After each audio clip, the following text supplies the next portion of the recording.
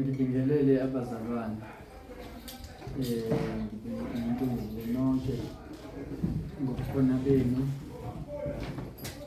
omama ngibingelele sizwa ntombi ngibingelele abancane ngegama elihle lenkosi yethu Jesu Kristu umsindisi wethu ukuthi Jesu Kristu inkosi. Siyambonga ke uNkulunkulu ukuthi usigcinile waphinde wasihlanganisa namhlanje. Kube kuhle kuye ukuthi sihlangane. Kube kuhle kuye ukuthi nalolusuku lwangesonto usuku lwenkosi sibe kulona sihlangene ngalendlela. Simbonga futhi ukuthi uphakathi kwethu ngokuqinisekisile ukuthi uma abantu bebabili noma bebathathu bahlangana nje behlangana ngegama lakhe behlangana egameni lakhe ngenxa yegama lakhe naye uvela bekhona ngoba likhona igama lakhe kusho ukuthi uzithola eminyiwe ukuthi makabe kuleyo ndawo ngoba kuhlangene ngegama lakhe kusho ukuthi i-agenda kahle kahle yalomhlangano nguye njengoba kuyena i-agenda yalomhlangano kusho ukuthi i-stage sinikezwa yena uyena kufanele aphathe lo mhlangano awu-control lo mhlangano kuze kube sekugcineni kungabikho umuntu ozophatha sike sizwe ke endane eziningi kumenywa izikhulumi sengathi isikhulumi sethu ke namhlanje kungaba inkosi uJesu uqobo lwakhe kungabi yimina kungabi umuntu kodwa yena mayesekhulumile yonke into ayikhuluma iyenzeka yonke into ayikhulumayo ayikho engenzeki kodwa mina ngingakhuluma ngikhulume nje bese izinto zingenzeki ngoba kukhuluma umuntu odaliweyo kodwa mase kukhulume lo odalile hayi ayikho into engenzeki. Ngakho ke singakaqhubeki nezwi ngicela umama uNkiwane asikhuleke.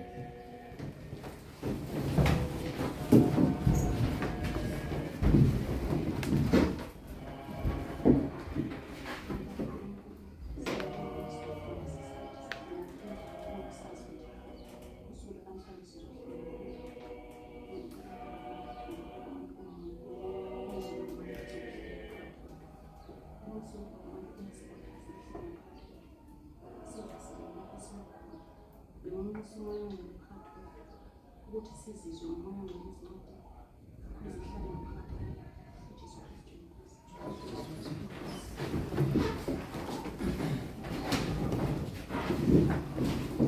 uNkulunkulu wethu ke uyasazi ukuthi siyobani sidingani isiphi isimo esibhekene naso uyazinqumela ke ukuthi uzokhuluma nathini.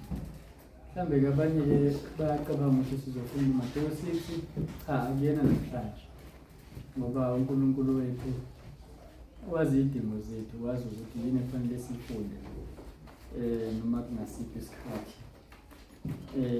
nginqaliso sizathu ke ngoba uyena ophethe konke uzaphathe ngisho nezihluthulelo zokufa nezihayibhisi.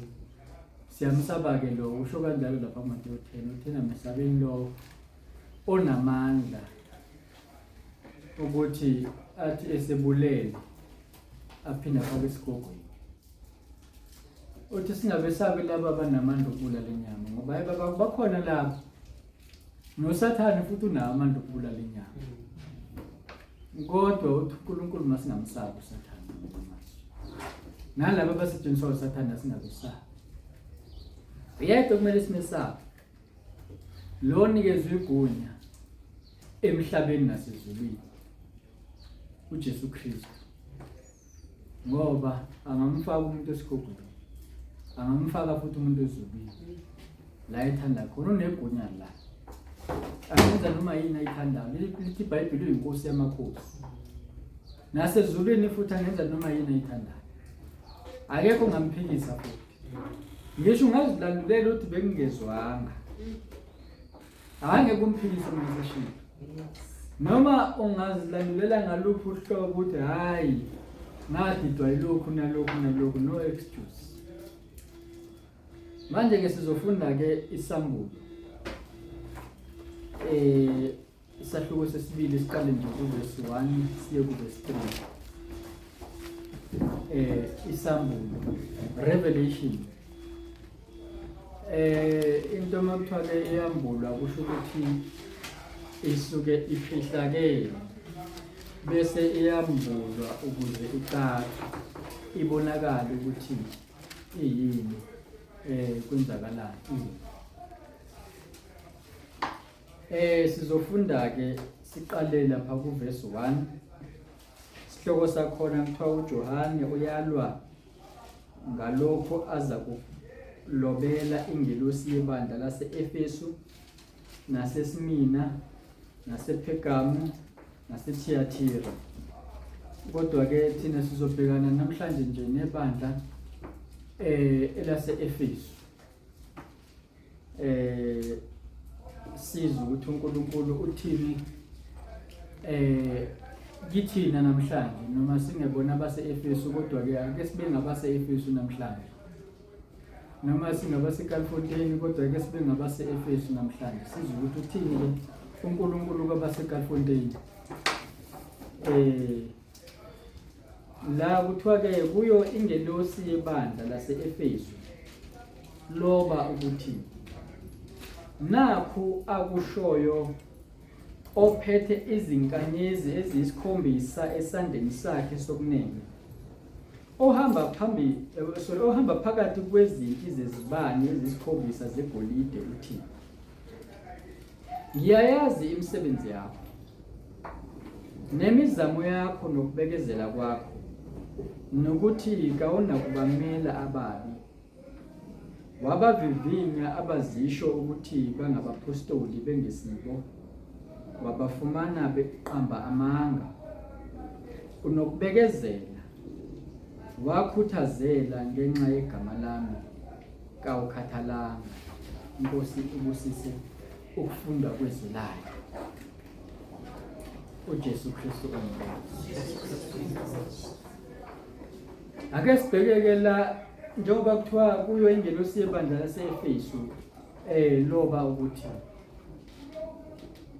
sike sachaza kaningana ke kachaza ukuthi makhulunywa ngengelosi la akukhulunywa ngengelosi esezulwini ngoba kukhulunywa amabandla, kodwa kukhulunywa ngabefundisi, ngabaholi bamabandla.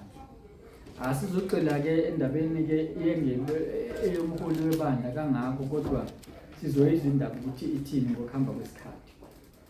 Nakho la iqala khona indaba kukhuluma inkosi uJesu la, ikhuluma uJohane, and uJohane yamfica ngosuku lwenkosi ekumoya. Kusho ukuthi ngoba inkosi ingumoya, ifica uJohane ukumoya ngosuku lwayo inkosi, yase inkosi ithola ithuba lokuthi ingazembula kuJohane. Siyakuthola lokho lapha kulokhuza ku chapter 1 ukuthi kwakusuku lwenkosi lolo. Lapha ku verse 10 ku chapter 1 noma siqala lapha ku verse 9 kuthiwa mina Johane umfowenu nomhlanganyeli kanye nani ekuhluphekeni nasembusweni nasekubekezeleni kukaJesu ngangisesiqhingini esithiwa iPatmos ngenxa yezwi likaNkulunkulu nangenxa yobufakazi bukaJesu. 10 ngangikumoya ngosuku lwenkosi, ngezwa emva kwami izwi elikhulu kungathi elecilongo lithi, lokhu okubonayo kulobe encwadini ukuthumele kuwo amabandla ayisikhombisa e-Efesu naseSmina nasePergamo naseThyatira naseSardis nasePhiladelphia naseLaodikia.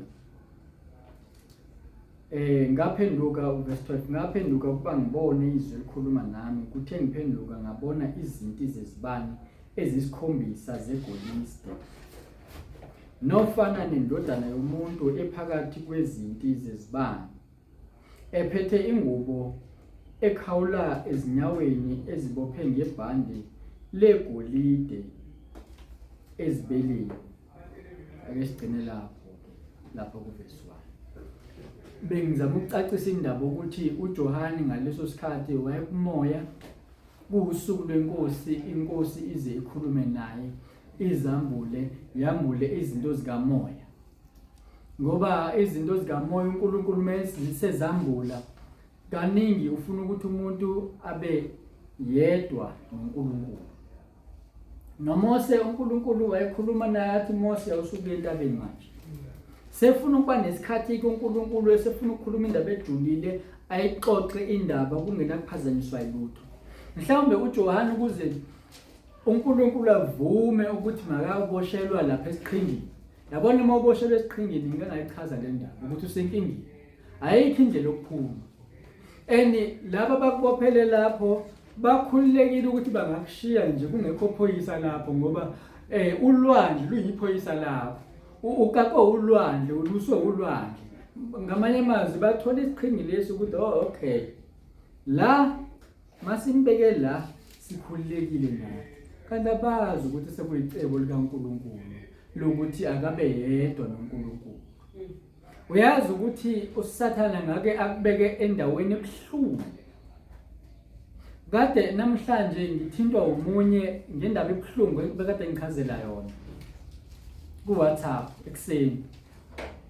Sengiyaphendula mina ngithi yabona le nkinga obhekene nayo, inkinga yokuthi uzithola ungenayo indawo yokuhlala.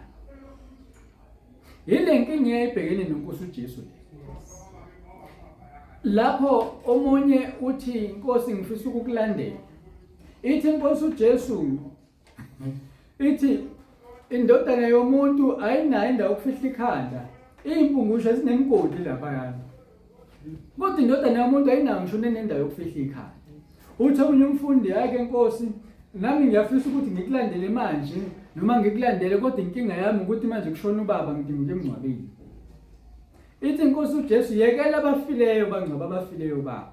Hawu, kusho ukuthi uma ungumntwana kaNkulunkulu ukwazi ukudisowner ngisho umzali wakho. Angisho ukuthi asebuzodisowner abazali ningangizwakala, kodwa ithi inkosi uJesu lo umfundi ufuna ukulandela inkosi uJesu, uyathanda futhi uyayitshela ukuthi ngiyathanda ngiyafisa impela ukuthi ngikulandele. Ngicabanga ukuthi ngazi ukuthi kuyisimo esiphuthumayo lesi uyayizwa lento ukuthi kumele inkosi ngiyilandele manje hayi kusasa, ngingachithi isikhathi. Kwakufanele kube njalo vele. Uthi kodwa manje nginenkinga yokuthi kushona ubaba, akushonanga umzali, cha. Akushonanga umzala wami. Akushonanga umakhelwane wami. Akushonanga umfundisi wami. Ubaba ongizalayo lo oshonile. Izithi inkosi uJesu ngolunye usuku uma ngaba isesixukwini noma iphakathi kwabantu, unina nabafowabo beyifuna inkosi uJesu, sekufika umbiko kuyona ukuthi hey uma wakho nabafowenu bayakufuna, bese inkosi uJesu yona ngaphakathi endlini ihlezi nabafundi bayo isiyababuka abafundi. Mayibabuka ithi obani abafowethu, obani uma wami? Ithi yilaba abenza intando kaNkulunkulu. Ibona abafowethu labo, ibona omabani labo. Kusho ukuthi nalo baba wami ongizalayo maye ngakholwa maye engekho ebukhoneni bukaNkulunkulu, akusiyena uma wami, akusiyena ubaba wami noma umfowethu. Kumele ngimiyekelele laba bafileyo. Kusho ukuthi umuntu mayengekho uNkulunkulu engakholwa ufile, ngoba uthi yekela abafileyo bangcwaba abafileyo. Umuntu ofile ngamngcwaba kanjani umunye umuntu? Kusho ukuthi ukhuluma ngalabo abaphilayo, kodwa bephile esonweni ukuthi mabangcwabe nalabo abafele ezonweni. Kodwa thina abantwana kaNkulunkulu, abantwana bakaNkulunkulu singakwazi siyobangcwaba nabo. Abraham bangcwaba wangcwaba uSara ngendlela enesizotha, okuthi ukungcwaba akusona isono. Kodwa futhi ngisho nokungcwaba ke abantu ke ekuthiwa bakholwa, mangabe uNkulunkulu ekuvumela akusona isono lokho. Kodwa mayithi uNkulunkulu ebokwenza umsebenzi wami, ukuthi kushoniwe ekhaya athi uNkulunkulu ebokwenza umsebenzi wami, ukuthi angisasikhumbuli kahle isitori sikababa uBhengu. Kodwa kwashona ingane yakhe kumele aye enkonzweni. Akashonga ukuthi angisaye enkonzweni ngoba sekushona ingane yakhe. Waqhubeka nokuyokwenza umsebenzi kaNkulunkulu, ingane yakhe ishonile. Akavinjwanga ukuthi isikhathi sokuthi manje ngiye enkonzweni, nanzi ingane yashona sengiyayikhansela inkonzo. Akayikhanselanga inkonzo, akawukhanselanga umsebenzi kaNkulunkulu, ngoba hleze lapho ezoshumayela khona kukhona umphefumulo uNkulunkulu awufunayo ukuthi mawuphenduke ngaleso sikhathi, ngoba mhlawumbe usezowuthatha uNkulunkulu ngaleso sikhathi. Ngoba kukhona enye insizwa uNkulunkulu wakubeka kumfundisi uDuma ukuthi makayitshele ngevangeli. Wayitshela ngevangeli ngoba uNkulunkulu ekubekile. Yamelana lensizwa nalombiko wevangeli uNkulunkulu awubeke kumfundisi ukuthi akamtshele lensizwa ngaleso sikhathi. Yenqaba yangalalela insizwa. Emva kwalokho kwafika ukufa insizweni. Isithole ivangeli eyanqaba, ukuthi umfundisi uma wayethe hayi ngoba nakukhona engisebhizi nakho, ngcono ke ngithi ukuma kancane ngiqhubeke nalento engiyenzayo, kanti ukhona umuntu ozofa engalizwanga ivangeli, bese umphefumulo walomuntu abuzwe kumfundisi, noma ngabe nomuntu bengazulalela. Kodwa ngoba akakhuluma ngumfundisi, umphefumulo walomuntu usuzobuzwa kumfundisi, ngoba iqiniso asazi noma bezolalela noma bengazolalela yini. I-assumption izothi what if ubelalele, okuthi umfundisi usenkingeni. Ngakho ke inkosi uJesu mayikhuluma ngale ndaba ithi yekela abafileyo bangcwaba abafileyo babo.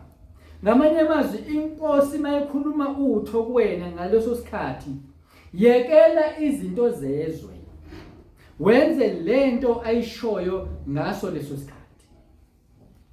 Manje la uNkulunkulu kungenzeka ukuthi wenze icebo, ngisho ukuthi uSathane kwesinye isikhathi uyisilili, ngoba bazomvalela la uJohane kanti abazi ukuthi badala ithuba lokuthi uNkulunkulu amsebenzise uJohane. Lo mzuzu bamkhipha amehlo, okuthi noma kuthiwa bengazama ukuthi uyaphuma kulesi siqhingi, uzophuma kanjani engaboni? Ubengaboni ngamehlo enyama, kodwa ngakamoya kade bona. Ebona eze akwazi ngisho ukuloba azabhale. Ngobani? Ngoba kunoNkulunkulu kuyena. Akusho lutho ukuthi izinto zomhlaba zihamba kanjani. Sizwile izolo futhi kusazozwakala namhlanje ukuthi asihambi ngokubona, kodwa sihamba ngokukholwa. Ngoba nalaba ngiyacabanga ukuthi babenga understand ukuthi lo muntu abamkhipha amehlo kungenzeka loke. Mhlambe ama-post office akhona esiqhingini okuhambisa indaba zisuka esiqhingini ziya ngaphandle kwesiqhingi ayivulelekile. Ngoba besazi uJohane bamvalele bemkhiphila amehlo, hayi ayikho into angayenza. Yabona akuthi ngalesi sikhathi uSathane sekubeke engcupheni ukuthi ecabanga ukuthi ayikho into ongayenza, kube la uNkulunkulu ekusebenzisa khona. Mase ngimluleka ke lo mzalwane, ngithi kumina yabona ukuthi le mpilo yakho iyefana neyenkosi uJesu. Kodwa ngolunye usuku inkosi uJesu ithe ingalalanga endlini, ilale entabeni mayibuye isisazi ukuthi abafundi bayo ngobani. Ngoba ithathe lesikhathi sokungabe nawo umpheme yasenza saba isikhathi sokuba noNkulunkulu. Thatha lento ebuhlungu enzima uyenze besikhathi sokuba noNkulunkulu. Bathatha uPaul noSila isikhathi sokuba sejele kwaba isikhathi sendumiso kubona. Kwathi ibandla ngesikhathi uPetru esejele kwaba isikhathi sokuthi bangayi kolala emakhaya abo kodwa bahlangane ndawonye bakhuleke luPetro. Akuthi lesi sikhathi esibhlungu esinzima kusebenzisele nje advantage yokuthi ube noNkulunkulu.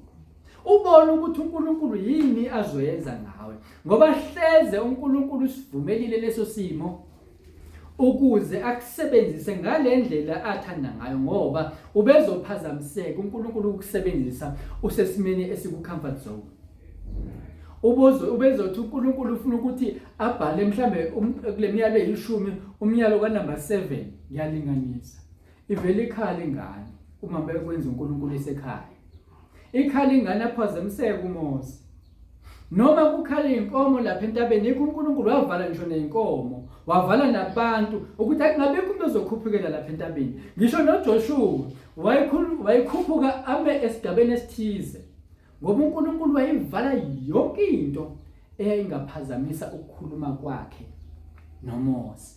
Ngoba uMose wayofaka umbiko wakhe ukuthi awudlulisele kubantu bakhe. uNkulunkulu uyazidala izimo ezinjalo, wadala ukuthi uMose asuke eGibhithe ebukhosini. Mayefika lapha kulokhuza kumkhwe wakhe wavele wathotshiswa kwathiwa hayi yabona wona mkhwenyana umsebenzi wakho uzoba ukwalusa nje. Uyoshiswa ilanga lapha unethwe imvula lapha umsebenzi wakho ke lo umsebenzi wokuthotshiswa. uNkulunkulu ma kufika uNkosi uJesu, indaba yenkosi uJesu ayembulanga ngisho nakubapriest yokufika kwakhe. Yembulwa kobani? Kubelusi. Belusile lapha uNkulunkulu wazembula kubona abantu abangilutho. Sebenza kanjalo kuNkulunkulu. Ngesikhathi uNkulunkulu ekufaka kulesi simo nawe uzibona ungeyilutho.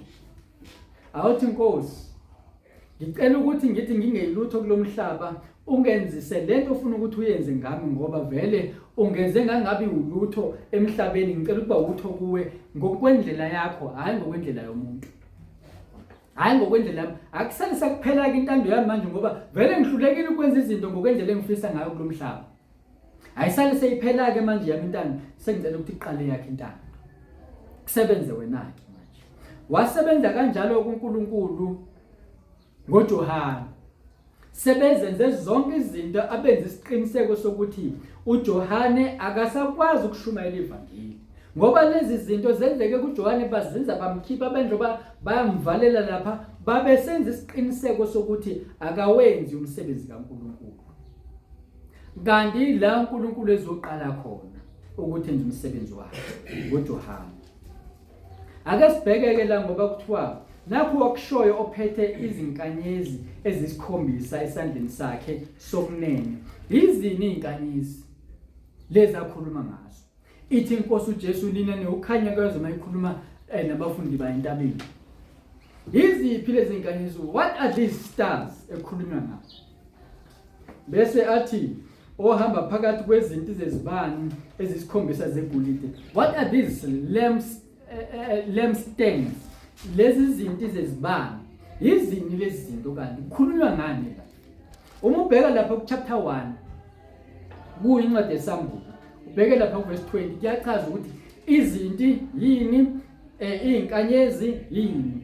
Ake sifunde kuthiwa imfihlakalo yezinkanyezi ezisikhombisa ozibonileyo esandleni sami sokunene. Ake siphawule lokho. Izinkanyezi zu7 zibonakala esandleni senkosi uJesu sokunene, the right hand side, not any other hand but the right hand side. Nezinti zezibani ezisikhombisa zegolide. Asikubambe nakho lokho ukuthi lezi zinti ezegolide akuzona noma eziphi nje izinto ezakho ingane, kodwa lezi zinti imaterial yakhona igolide leli.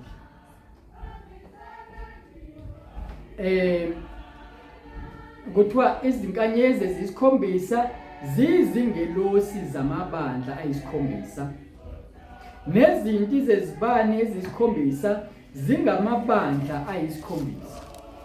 Sekuyachazwa ke manje ngokucacile ukuthi ke understand lento azoyenza uJohane ukuthi kuhamba kanjani, yini la azofika akhulume ngayo, ngoba awukwazi ukukhuluma ngento ungayi understand.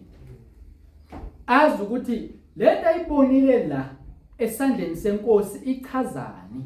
Kuyini yona leyo nto ngoba isambulo lesi kunezinto ezambulwayo la ezifihlakele. Isiqalileke inkosi la yambula izinto. Kuthiwa ke lapha kuverse 1 nakho akushoyo ophethe izinkanyezi ezisikhombisa esandleni sakhe. Lezi inkanyezi zu7 uziphethe zila esandleni sakhe. Zibanjwe uyena. Mangaba ngiphethe ispoon. Mangisiphethe ngesandla sokhohlo noma ku left angikwazi ukudla kahle ngaso. Kodwa mangisebenzisa lesi esokudla sisho kahle isiZulu sithi isandla sokudla lesi. Ngesilungu futhi nakhona kusho kahle kuthiwa the right hand side should it's a correct side. The right one, not the wrong one. Lesi ke ngesizulu kuthiwa esokudla ke lesi. Why kube isandla sekudla lesi ekuphethwe ngaso lezi inkanyezi? Ngoba ibandla lingumzimba kaKristu. Kufanele lesi sandla sithathe ukudla sikufake la emlonyeni. Bese lokhu kuthiwa ngama carbohydrates okunikeza amandla uqale kusetshenzwe la emlonyeni. Yikho phela labantu abaphangayo bebakhulu emzimbeni ngoba abahlafunisisa ukudla. Kuvela kungene nje bese amathumbu ayaxake ukuthi azokudigesta kanjani ukudla okuqinile kangaka. Labantu abangakwazi ukushesha ukudla bajwayele ukuthi babe bancane ngomzimba ngoba ama carbohydrates adigestwa kakhulu la olimini. Okwebiology ke lokho. So kuyangena ke ukudla la kodwa inhloso ukuthi kufanele kuyongena la isisuku emzimbeni. Kusho ukuthi inkosi iyona esinikezela ukudla ngezwi layo noma izwi layo. Njengoba nje isimanga lento umlomo wenzelwe ukukhuluma kuphuma izwi. Uphinde futhi umlomo wenzelwe ukudla. Ithi inkosi uJesu odla inyama yami aphuze igazi noma siphuza ngomlomo. Kusho ukuthi ngamanye amazwi izwi likaNkulunkulu silamukela ngayo inkosi uJesu. Silamukela ngayo bese ngoba yona inhloko angithi umlomo la elokhuzeni enhloko. Silamukela ngayo ukuze likwazi ukuthi lingene emzimbeni. Mase lingene emzimbeni kunezinto umlomo ongakwazi ukuzenza uwodwa kodwa kufanele kudigestwe la emzimbeni bese ke kuyosupply yonke indawo yomzimba bese umzimba ukwazi ukuthi usebenze ngale ndlela ekufanele usebenze ngayo. Kodwa indaba eqale ekuthenene kusebenze isandla sokunene esokudla kwaphinde kwasebenza umlomo futhi. So now lezi ingelosi ezisikhombisa ziphethwe ngalesi sandla lesi esinamandla ngoba isandla senza izinto eziningi. Yabona lesi sokhohlo siyasiza kodwa kunezinto esingakwazi ukuzenza. Makuthiwa mangilobe angikwazi ukuloba ngalesi sandla lesi. Ngingazama kodwa ngikwazi. Esikwazi ukuthi silobe kahle esokudla.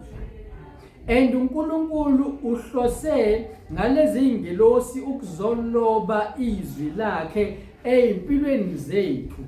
Yikho lezi ingelosi eziphethe ngesandla sakhe sokunene ukuze athi akwazi ukuthi alobe kulobeke kahle kubhaleke kahle. Ngoba ngalesi kunezinto ebezingasuke zingalungi kahle. And usibamba yena uqobo lwakhe ngesandla sakhe sokunene ebamba isandla sethu sokunene. Ngoba kunale mfihlakalo ekhona esandleni sokunene. Ngishilo ukuthi siyaloba ngesandla sokunene, siyabhala ngesandla sokunene. Yazi enye into esiyenza ngesandla sokunene.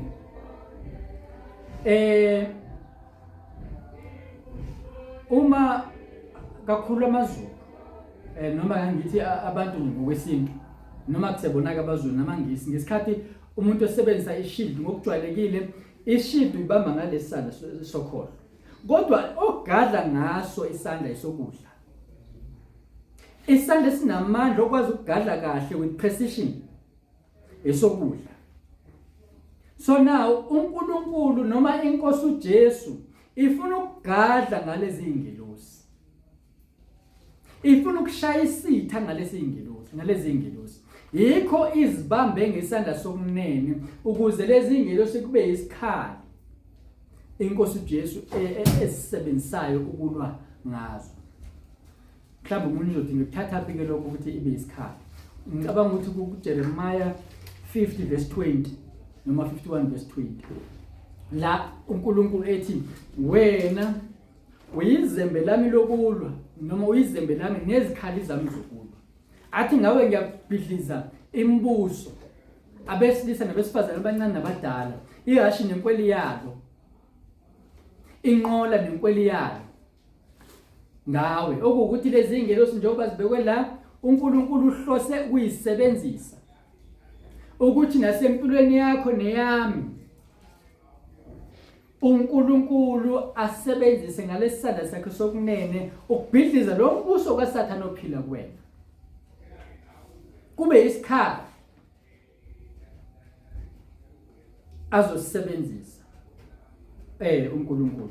Uma sibheka lapha kulokhuza kuSamuel 1 verse 17 kuthiwa ngathi ukumbona ngawa ngasezinyaweni zakhe njengofileyo wayesebeka isandla sakhe sokunene phezukwami ethi ungesabi mina ngingokuqala nokugcina. So ngisho nokubeka isandla inkosi uJesu ibeka isandla kumntwana wakhe sokunene ngoba kunalamandla ekufanele atholwe ngabantwana bakhe. Ubabeka lesisandla esinamandla kusho namanye amazwi ubanikeza lamandla akhe ukuze bahambe ngawo basebenze ngawo ogidini abawathola ukuthi balwe ngawo lawo mandla. Bathi bona bezibona bengenamandla uNkulunkulu wathi ke sengimnikeza amandla senginikeza amandla ozolwa ngawo ngoba amandla omuntu akasebenzi. Sisekuyona ke indaba yelokhuze lapha kuverse 1 kuthiwa ke ibandla lona liyi lampstand noma uthi lwesibani. Isibani siyazi ukuthi isona esikhanyisayo and isibani kuthiwa kuyizingelosi zalamabandla ngamanye amazwi kuwabefundisi. Okuwukuthi ke uma sibheka lapha kuMahubo 119 verse 105 izwi likaNkulunkulu liukhanya endleleni yami lisibane ezinyaweni zami. Yizwi lelo eliyisibane kusho ukuthi uNkulunkulu ubeke izwi lakhe kubantwana bakhe bese ngoba izwi lakhe likubona babe sebeba isibane. Kodwa lesi sibane ukuze sikwazi ukukhanyisa kahle kufanele sihlale esandleni sokunene senkosi uJesu. Isibani masike sasuka esandleni senkosi uJesu sisenkingeni and inkosi uJesu ine concern ngalezi izibani ukuthi kungenzeka zisuke esandleni sayo. Uma uqhubeka nendaba uzoyibona mayithi inkosi uJesu kepha nginalokho ngawe. Okuwukuthi manje kunalento engenzeka isuse lesi sibani esandleni senkosi uJesu. And lesi sibani masike sasuka esandleni senkosi uJesu siphenduka upoison ngoba abantu basabona bona kuyisibani lesi kanti sekubumnyama ngoba basenyameni basazibona umntwana kaNkulunkulu kanti kuseyena umntwana kaNkulunkulu. Yikho inkosi izoshumayeza abefundisi ngoba ibandla lisenkingeni uma abefundisi sebesuka esandleni senkosi uJesu sokunene. Ifuna inkosi uJesu uqinisekisa ukuthi ingceku zayo zila esandleni sakhe, uyena ozicontrolayo. Mangaba ngiphethe inkemba ingokwa iyona nje ngeke ibulale umuntu. Isibhamu siyisona ngeke sibulale umuntu. Ukuze sibulale umuntu isibhamu kudinga ukuthi sibe sesandleni. Ukuze inkemba ibulale umuntu kumele ibe sesandleni. Ukuze umntwana kaNkulunkulu ashumayele kufa izinto zikaSathane ebandleni kumele umntwana kaNkulunkulu oshumayelayo abe sesandleni senkosi uJesu. Inkosi uJesu izikwazi ukuthi isebenze iyona inkosi uJesu kahle kahle esebenzayo. Okusalayo nje ukuthi akwenze isiqiniseko ukuthi ingelosi noma isibani sisesandleni sokunene. Lokho kunikeza amandla inkosi uJesu ukuthi ikwazi ukulwa la emhlabeni, ikwazi ukusebenza ngendlela ethanda ukusebenza ngayo. Ngoba isona lesisanda sokudla esisebenza kalula ngaso uma uqhathanisa nesokhohlo. Kunomsebenzi ongeke ukwazi ukwenza ngesandla sokhohlo. Njengokubhala neminye imisebenzi nokulwa, ungakwazi ukuzivikela ngalesisanda kodwa ngokuthi uyalwa akusebenziki. Angikhulumi ke ngalabantu ke aba-twisted izinto ezi-other way around. Angisho ukuthi ba-wrong ke nabo badalwe uNkulunkulu kodwa nje kahle kahle ngokujwayelekile nje natural nasi isandla sisebenzayo. Kodwa mhlawumbe uNkulunkulu bezama ukusidemonstrate ukuthi kunezinto ezitwistiwe vele. Kodwa kahle kahle lesi sokunene sihlale singala. Akushintshi lokho. Ngaphandle mase kutwistekile izinto. Sengathi ke impilweni zethu zingangatwisteka izinto. Sisebenzisa izinto ngendlela eziphambene. Ukuthi kufanele kusebenze lokho umuntu asebenze lokho bese abone kusebenzeka kanti ayisiphambene. Ngoba khona abantu abasebetwistile izinto. Abefundisi abathunywe uSathane kanti abefundisi fanele bahlale esandleni senkosi uJesu, abanye bahlezi esandleni sikaSathane. Bengisathi ke yini izinti zesibani. Siqale isibanini ukuthi ke isona esikhanyisayo. Kodwa manje isibani ukuze sikhanyise kufanele sithi sisesandleni senkosi uJesu kodwa futhi sibe sisothini ukuze sime siqonde sithi ngqo. Yikho abapostoli nabo Pawuli bebehlale benxusa abazalwane mama bakhulekele. Ngoba uthi lwesibani yilona olumisa isibani. Bese isibani sime. Kanti isibani asimanga ngokwaso. Kusho ukuthi befundisi bamiswa ibandla. Ibandla mangaba sehluleka kubakhulekela. Bayogcina befundisi sebeshona phansi. Ngoba bamiswe yini? Ibandla. Ibandla yilona eliyini eliwuthi lwesibani. Kodwa futhi leli bandla nalo akusilo ukuthi yinona noma uhlobo luni lothi lwesibani. No. Lothi lolu imaterial yakhona igolide. uSathane naye ulakhile uthi lwesibani sakhe okungesilona igolide material yakhona okuyinto eshayo. Kodwa igolide alishi ngoba vele kuthathwa inhlabathi yaqale yoshiswa kuqala. Ishiselwane lenhlabathi ngoba inhlabathi inhlaka. Ukuze kusale lokhu kuyigolide kufanele kusuke konke lokhu kunhlaka kusale ku fine ku smooth. Kungekho lutho. Ileyo nto ke ezelwe inkosi uJesu emhlabeni. Ukuzokwenza ibandla libe igolide siyakuthola lokho kuMalaki 3 siqale lapha ku verse 2 to 3. Uma ubheka nje lapha ke sikufunde kuMalaki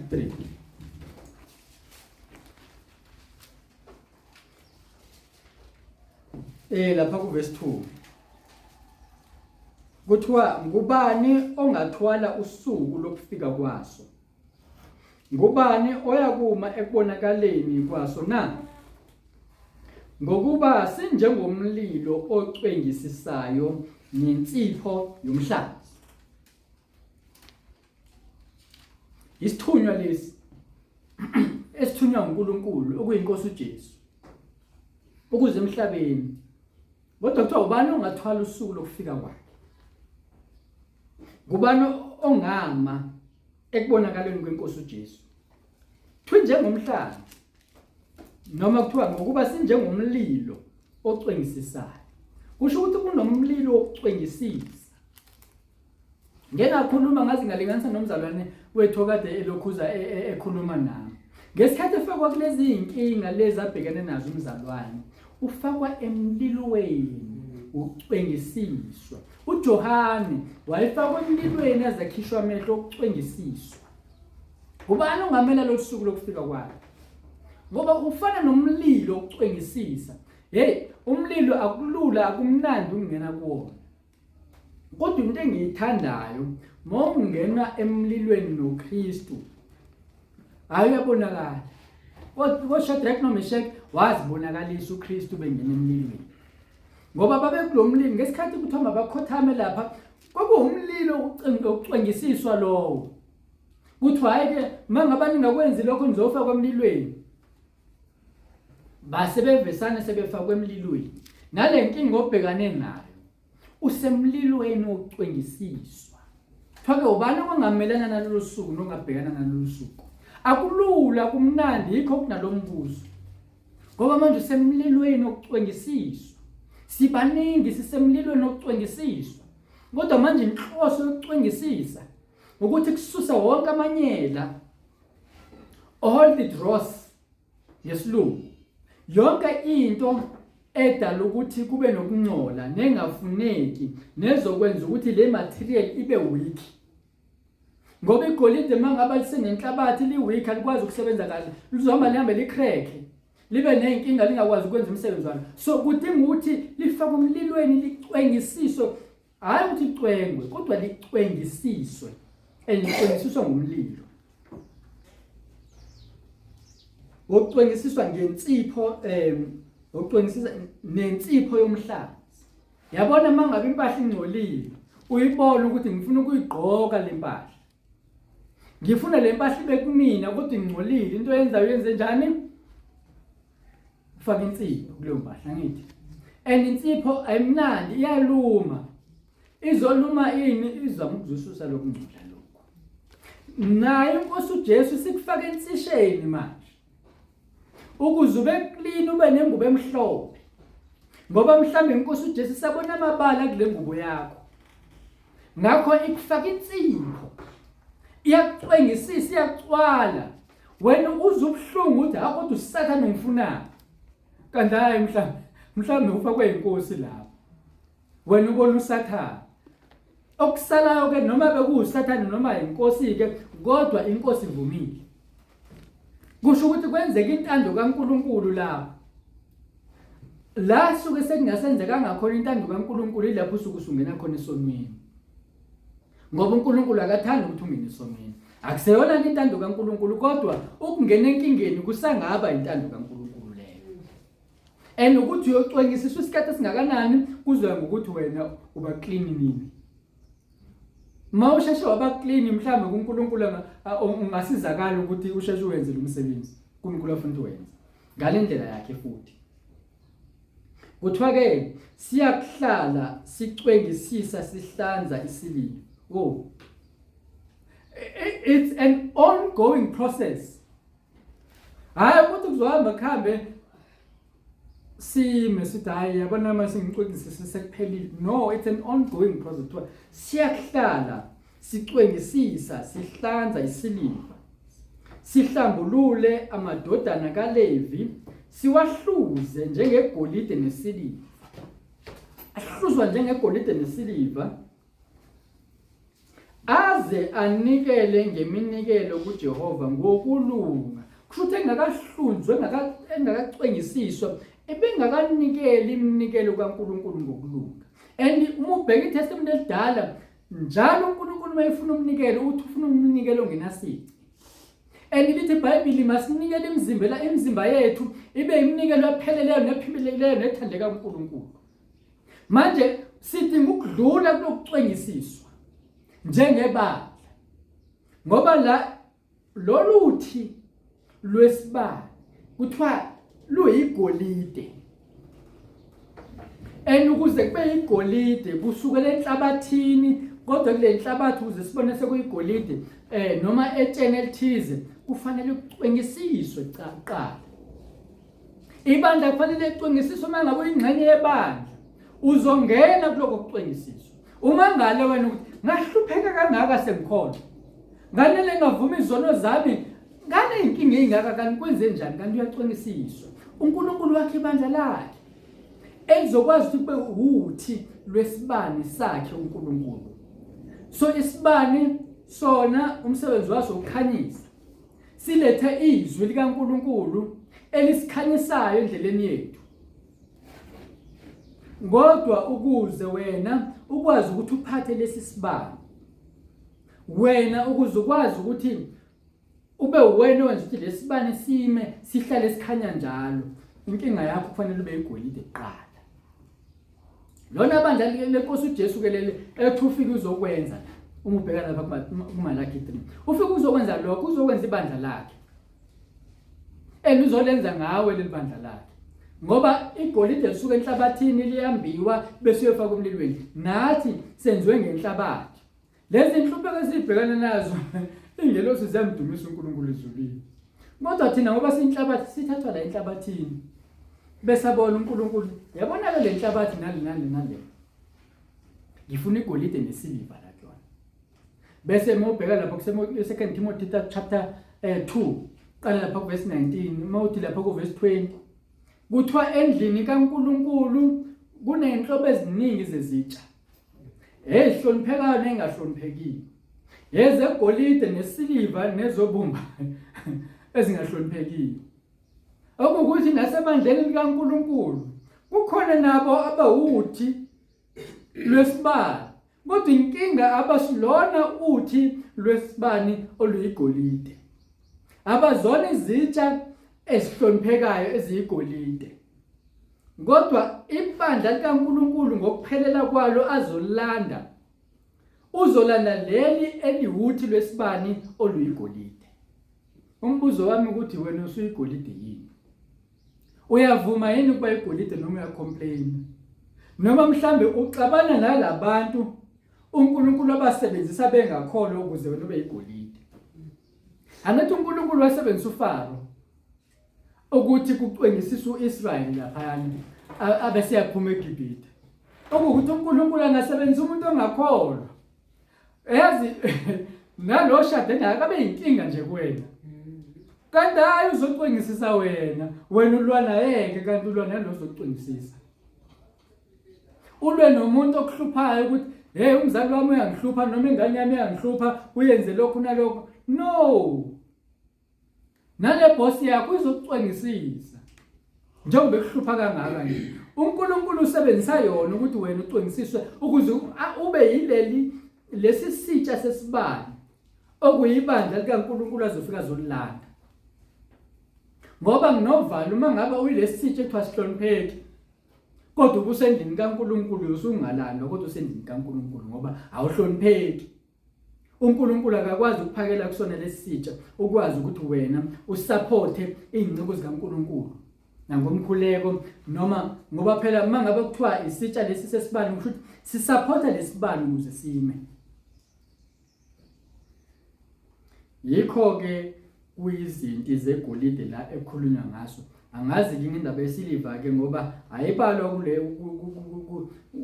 kuloluthi noma kulezi zinto zesiliva bese lenelokho ezibandla kaNkulunkulu, kodwa lapha kuMalaki ucwengisisa njengomhlanzi welokhuza wegolide nesiliva ngenhlabathi noma kusukela enhlabathini lokho. Bese sidlulela ke uverse number 2 ke lapha encwadini yesambulo. Kuthiwa khona ke ngiyayazi imisebenzi yakho. Yilo nalo muntu uyokwahlulelwa ngemisebenzi yakhe noma mibi noma mihle. Manje imisebenzi yomuntu ayifihlekile phambi kobuso bukaNkulunkulu. La uyasiqinisekisa ukuthi uyayazi and wazi nenhloso yokuthi lo msebenzi owenzayo wenzelani. Mhlawumbe omunye umsebenzi ungawenza wenzele ukunconywa, engangakwenza lokho. Yazi wenza umsebenzi omuhle kodwa wenzele ukunconywa, bese uyalimala uma unganconywa. Kodwa futhi wenzile umsebenzi. Manje uNkulunkulu uyayazi umsebenzi wethu. Uyayazi noma siyenza kahle noma siyenza kabi. Kodwa okusalayo uthi uNkulunkulu esikwenzayo masikwenze kube ngathi senzele inkosi hayi umuntu. Futhi yilona lo msebenzi owenzayo ke. Noma usebenza ejardini noma usebenza kuphi. noma uyahlushwa noma uhlushwa noma uphethwe kahle noma wenza isigqila kodwa uNkulunkulu uyayazi imisebenzi yakho. Nalowa sengadini owenzayo uNkulunkulu uyawazi umsebenzi wakho. Nanomsebenzi omubi owenzayo uyawazi uNkulunkulu. uNkulunkulu lana yayazi imisebenzi yakho nemizamo yakho nokubekezela kwakho nokuthi kawunakubamela ababi wabavivinya abazisho ukuthi bangabapostoli bengesibo wabafumana beqamba amanga. So uNkulunkulu njengoba eyazi imisebenzi yomuntu noma mihle noma mibi yikho ezokwazi ukuthi asivuze ngokumsebenzi yethu noma mihle noma mibi. Usivuza ngoba uyayazi imisebenzi yethu. Uma bengayazi ubengayakwazi ukusivuza kahle.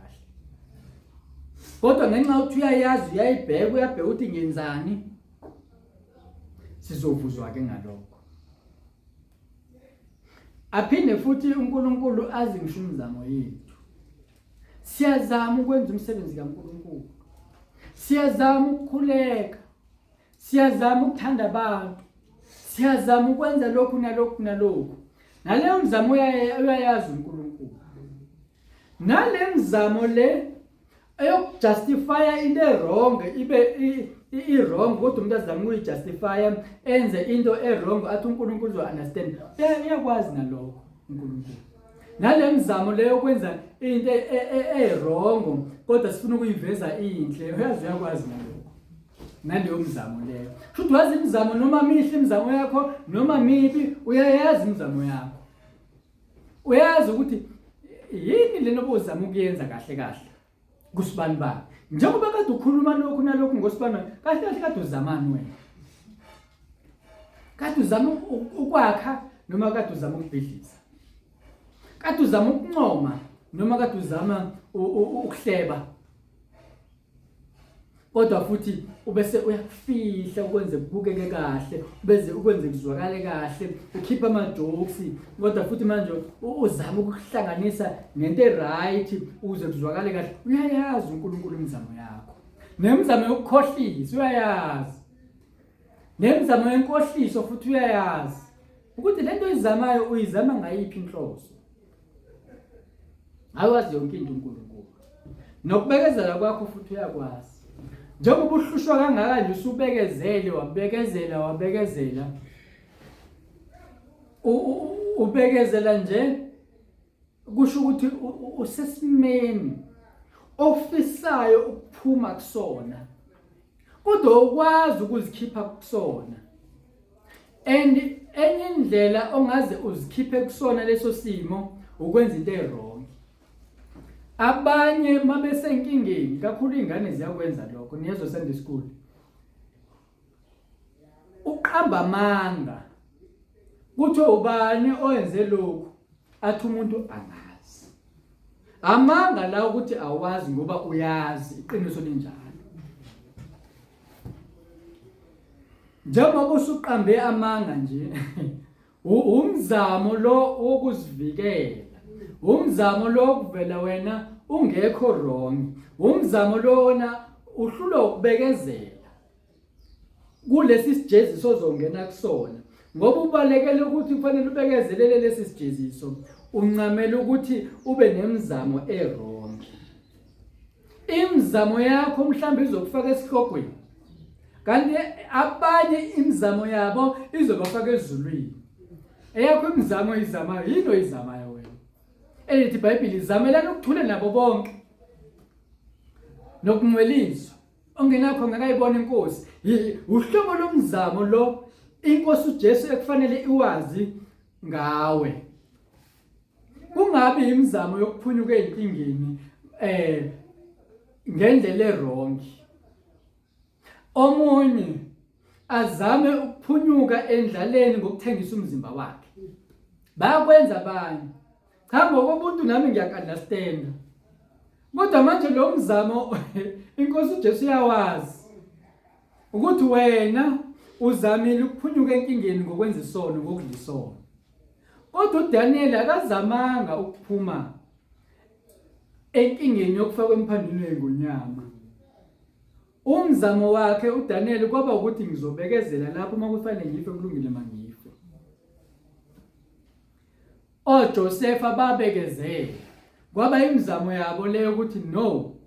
Noma kunje ngiseGibhithe ngiboshiwe nani ngoba mhlambe into ayingayenza wayengathi mase kuyothethwa icala lakhe abuyele kumka Potifar yazini kulungile siyenze lento. Wena uzama ukungikhipha ngingangena ejele sengiyakwe sengizongena ejele manje. Imizamo leyo ukuthi ayikhulule ngokwenza isono. Inkinga enkulu sizokwahlulela ibona uJosefa lapha. No Daniel no Abednego no Shadrach no Abednego. Ukuthi thina asizamanga imizamo yokuthi masikhululwe kodwa sabheka ukuthi ngcono sizobekezela ezimini esibhekana nazo. Abafundi beNkosi uJesu bebekhandwa ngamatshe bafakwe emajele bathukwe bakhulunywa kabi. Yini abayenza babekezela. Ile mizamo iNkosi uJesu ebeyibazi abafundi bayo ngakho ukuthi laba bantu bazama ukuthi baphile ngobungcwele. Ukuzama kwabo ukuphila ngobungcwele kubabiza ukuthi mababekezele ngoba bazohlaselwa. Kukhona lo ofuna ukukhipha ubungcwele kubona. Kukhona lo ofuna ukuzokhipha izwi likaNkulunkulu noma iNkosi uJesu phakathi kwabo. Ngesikhathi uNkulunkulu edala uAdam noEva wafaka izwi lakhe kubona. Base bephila ngaleli izwi. Kwase kufika uSathane ezofaka lakhe, mayefaka lakhe bona bavuma ukuthi makuphume likaNkulunkulu ngoba ngeke benze intando kaSathane. Kusho ukuthi kwangena izwi likaSathane lakhiphe likaNkulunkulu. Nanzo ke inhloso kaSathane ukuze akuhlasele kangaka uze wena ube nesidingo sokuthi ubekezele izinkosi iqondi kwazi ukuthi wena kukhona kade ufuna ukuzokhipha mina lizwi kuwena. Ngibeke mina izwi lami ukuthi wena yenza ukuthi wase lo wazofaka inhlupheko ukuze akhiphe izwi lami kodwa nubekezelele lezi inhlupheko ngoba ungafuni izwi lami lisuke kuwena.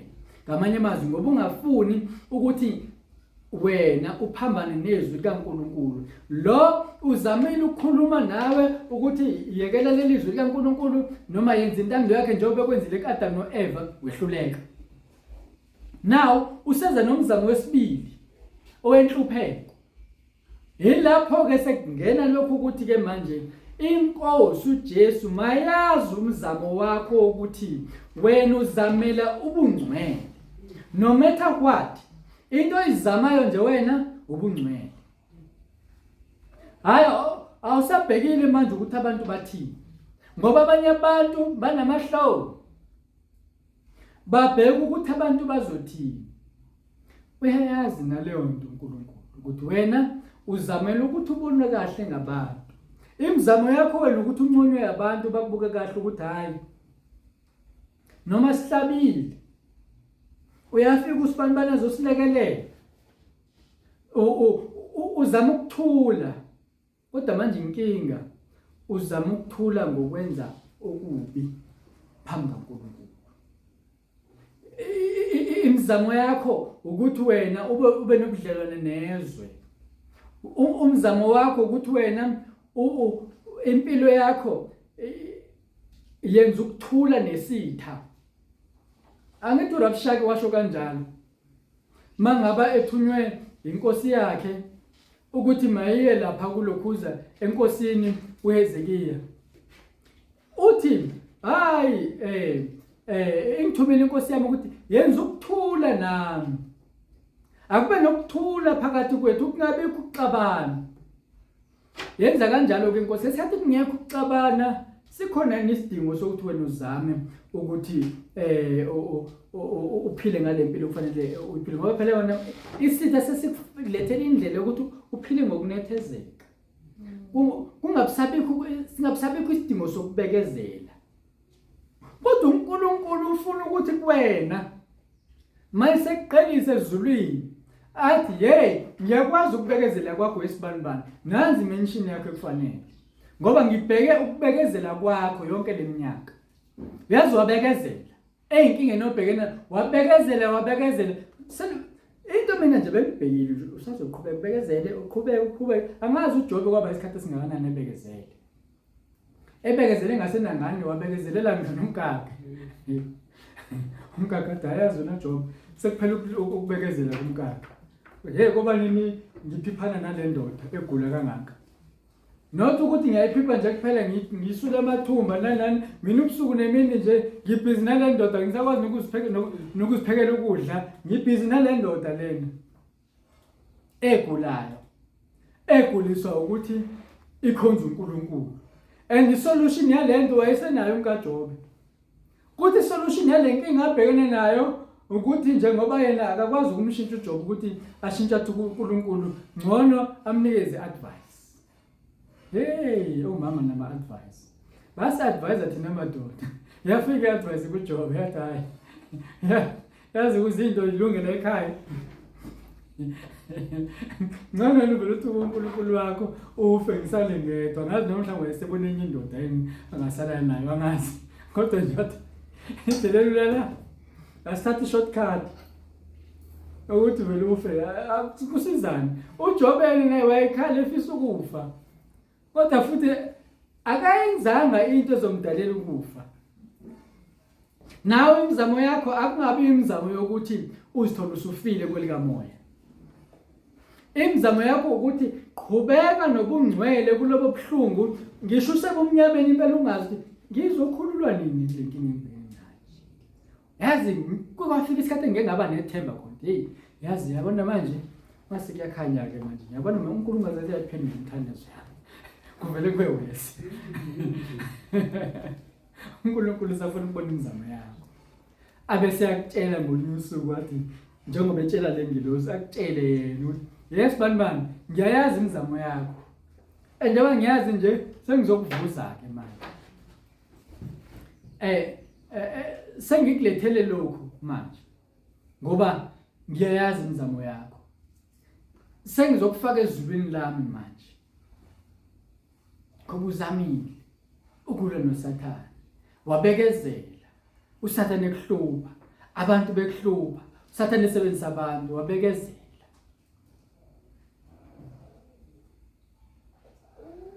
uthi ngiyayazi imisebenzi yakho nemizamo yakho nokubekezela kwakho nokuthi kawukunakubamela ababi enye izinto ozenzayo lezo ukuthi umuntu omubi awumeli omunye kubrother Nick Bawake walokhuza ke waxwayisa abameli ukuthi abangameli abantu ngezinto ezingamanga ababamele ngeqiniso uthola lana ke awubameli abantu ababi ayakwazi ukubamela awuthi umuntu enze into errong ngoba kuwumfundisi wakho ummele wena uthi ayo right ngamanye amazwi mangaqhamuka umuntu akhuluma kabi ngami ngento errong ekuthiwa ngiyenzile makuwukuthi ngiwumfundisi wakho uyazi na ukuthi ngiyenzile leyo awukwazi ukungimela mawungimela usuphambana noNkulunkulu ngoba kusho ukuthi ngizobe ngiwumuntu omubi so awumeli umuntu omubi awumeli umuntu kaSathane uthi umuntu athi intenze into errong bese oluthi right abazali ave beyimeli ingane zabo thina abazali asiqaphele indlela esimela ngayo ingane zethu sizimela zingabantu ababizi wrong umuntu ayimele nje ingane yakhe ayikhulumela ilwela ingane yakhe ububonde irong lengane umuntu mzali uzongena esiqogweni ngoba umele umuntu omubi ngoba kuyingane yakho omunye umele ubaba wakwakhe cha kuhle ukuthi umthobeli ubaba wakho kodwa baye wrong noma mama wakho ume wrong nje awuzukwazi ukuthi ummele ukuthi hayi ukuthi nokuthi okungenani kungamane kukhulunywa ukuthi hayi angizophendula lutho kuloko kunoma uthi athi wrong wena ukuthi right kodwa la ukuthi awunakubamela babi hayi ubameli you don't stand for the evil ones awukwazi ukuyofakaza okuhle ngomuntu omubi. No, awukwazi. Ngoba lokho kuzokuxabanisa noNkulunkulu usuqamba amanga. Wabavivinya abazisho ukuthi bangabapostoli bengesibo. Wabafumana beqamba amanga.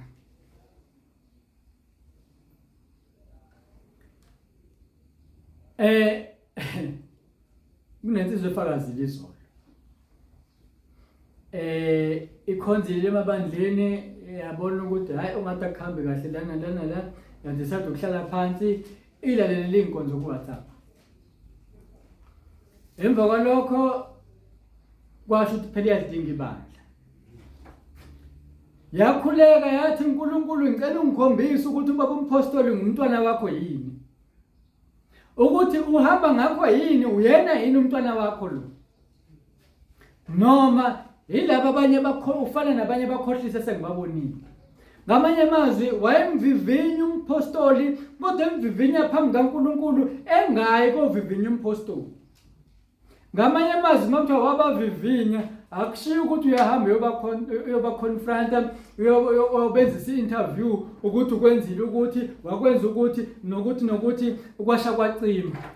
No, ubavivinya ngezwi likaNkulunkulu njengebandla laseBriya elalivivinya umpostoli uPaul. Bebavivinya ngezwi ukuthi ngempela babapostoli bakaNkulunkulu yini. Lokho abakusho kuyahambisana yini nezwi likaNkulunkulu noma kuyaphambana. Kuthiwa wabavivinya abazisho ukuthi bangabapostoli bengesibo. Kusho ukuthi inkosi uJesu yabazi laba bantu akusiba abapostoli laba. Kodwa futhi ayihambanga iyambulela wonke umuntu ukuthi hey laba bantu akusibona abapostoli. Kusho ukuthi ukuvivinya umfundisi okushumayezayo kukuwena ngumsebenzi wakho lokho. Kube ngathi inkosi uJesu la iyancoma ukuthi wakwenza lokho. Ukuze ubone ukuthi lo muntu akekho right uqale wamvivinya. Akusukanga mina inkosi uJesu ngazokutshela nje hey wrong lo muntu. Kodwa wena ngoba ufuna uNkulunkulu, ufuna ubuso bukaNkulunkulu, ufuna ukuhamba ngobungcwele, awufuni ukukhohliswa. Ngoba iningi inkohliso futhi inkosi uJesu yakhuluma kuMateyu 24 yathi qaphela ningadukiswa umuntu. Ngoba into ezodukisa umzalwane womuntu and umuntu ozofika egameni lenkosi uJesu. Manje ukuze ungakhohliswa nami ngivivinya uhlolo ukuthi ngempela lezi zinto engiyikhulumayo ngizikhuluma ngomoya kaNkulunkulu yini, zivela kuNkulunkulu yini noma zivela kumuntu noma zivela kuSathane. Ngoba lapho kwabaseKorinte besibili sahluko 11 verse 14 sithola ukuthi noSathane uqobo lwakhe wenza njengezikhonzi zakhe uziveze ingelosi yokukhanya. Manje yikho kuyasiphoqa thina abantwana bakaNkulunkulu ukuthi masivivinye abantu abazibiza ngabantwana bakaNkulunkulu ukuthi bayibo yini, ngoba mabengesiko njengalabo apostoli abasibo abapostoli okuwukuthi bathunywe uSathane. Uzoshunyezwa umuntu othunywe uSathane, uzoshunyezwa ngamadimoni ehlezi kumuntu oshumela phambi kwakho ngenxa yokuthi uvivinyanga. Vivinya mzalwane ukuthi lezi inkonzo noma lezi zinto engizilalela ngizibuka ku YouTube ngabantwana bakaNkulunkulu yindlabo, noma sengizozithola ngilalela izinto ezirongi, izinto kanti uSathane uthumile abantu. Yazi yini ayenza uSathane? Uthuma umuntu wakhe akhuluma iqiniso umuntu kaSathane, alikhuluma linjengoba linjalo. Uvela ubone na ukuthi hey ngumfundisi wangempela ke lo, and ngimvivinye ngezwi ngathola ukuthi ukhuluma iqiniso. Asivivinyi ngezwi kuphela kodwa sihlola nangomoya, ngoba kufanele sibe nomoya njengabantwana bakaNkulunkulu ukwehlukanisa phakathi kwezinto ezivela kuNkulunkulu nezivela kumuntu. Uyazi yini bezofika neqiniso? Bafuna ukuthi wena usondele kubona.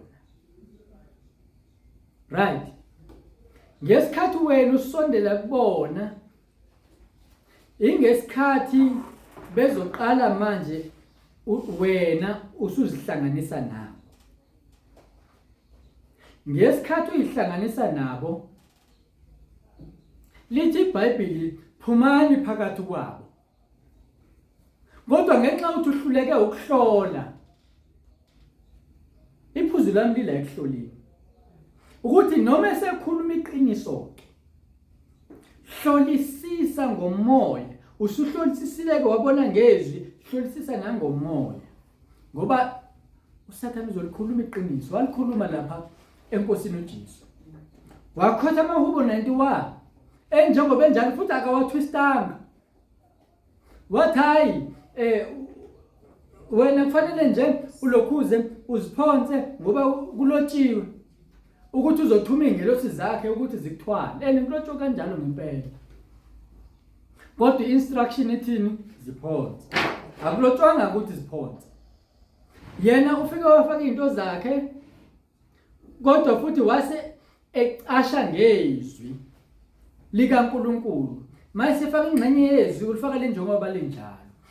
Nabo bonke abathunywa uSathane izwi bazolifaka kahle, kodwa kuzoba khona lento abazoyi-eda icashe ungayiboni wena ngoba izwi lizohamba kahle nje lona lilodwa kanti kunalento ecashile. Uma ungenawo umoya kaNkulunkulu ngeke uyibone lento ecashile. Ngoba isithavele siqonde lokho ukuthi sikufihlele upoison, sikuvezele lokho okuhle njengomuntu odobayo. Hamba ngabodoba uthatha ilokhu izinyama uyifake lapha kuhook, inhlanzi ibona inyama, kanti wena uyazi ukuthi ngaphakathi lapha enyameni kukhona ihook. Yaqala nje ilokhuza yathi yaxhuzula inhlanzi, igxavuna lokudla lokhu, iyakubamba, iyakuhlwitha. Uzwa ngosinga ukuthi nalo lidonseke ukuze ibambeke kahle masinyana.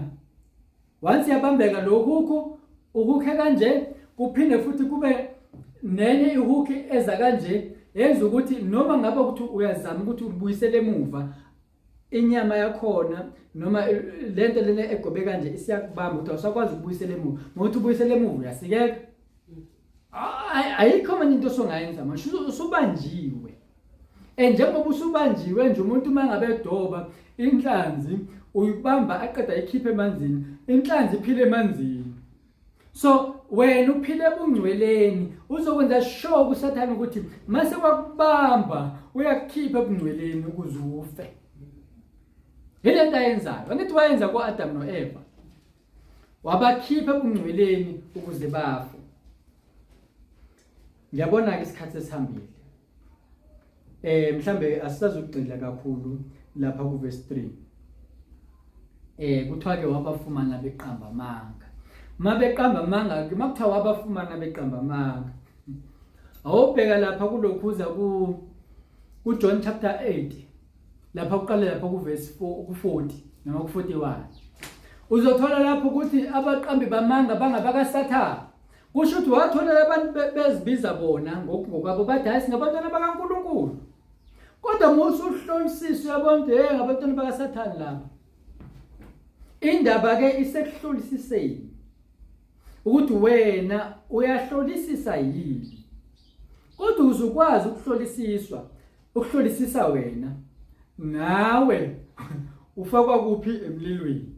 Ngesikhathi usemlilweni ke ukuze ube igolide, qhubeka kuhlolisiseke ngoba uzothi usemlilweni kanti kukhona labo abaqamba amanga abazokhipha emlilweni lo kaNkulunkulu bakufake kowabo wesikole.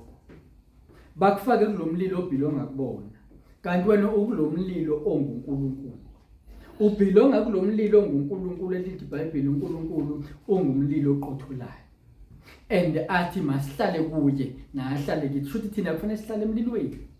Mawuhlala emlilweni ke makhona into kufanele zishe uzoza ubuhlungu. Kodwa musahamba ngokomoya, hayi uzothi kulomlilo kuhamba nje wena nendodana kaNkulunkulu ophilayo Jesu Kristu inkosi. Ngicela sithandaze.